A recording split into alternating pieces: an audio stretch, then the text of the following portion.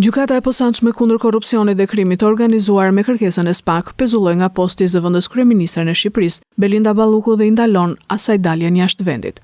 Vendimi i marrë të mërkurën lidhet me procedurat e tenderimit për tunelin e Llogaras dhe për lotin e 4 të Unazës së Madhe të Tiranës.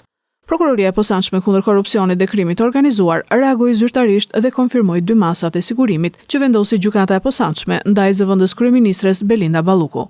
SPAK sqaron shkeljet e zëvendës kryeministres në procedurat e prokurimit të tunelit të Llogaras. Në lidhje me procedurën e prokurimit me objekt ndërtimi i tunelit të Llogaras në seksionin rrugor Orikum Himar, të zhvilluar nga Ministria e Infrastrukturës dhe Energjisë deri në këtë fazë të hetimeve, janë evidentuar veprime të kundërligjshme të pandehurës Belinda Balluku.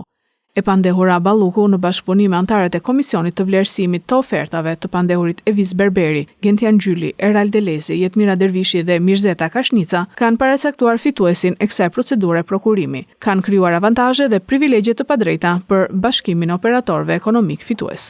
Gjithashtu, sipas hetimeve të SPAK, janë zbuluar shkelje nga zëvendës kryeministrja në procedurat e tenderimit dhe në projektin e Unazës së Jashtme të Tiranës. Sa i takon procedurës së prokurimit me objekt ndërtimi i Unazës së Jashtme të Tiranës, loti 4, ka rezultuar se e pandehura Belinda Balluku në bashkëpunim me të pandehurin Evis Berberi, anëtarët e njësisë së prokurimit dhe anëtarët e Komisionit të Vlerësimit të Ofertave kanë paracaktuar fituesin e kësaj procedure prokurimi, krijuar avantazhe dhe privilegje të padrejta për bashkimin e disa operatorëve ekonomik.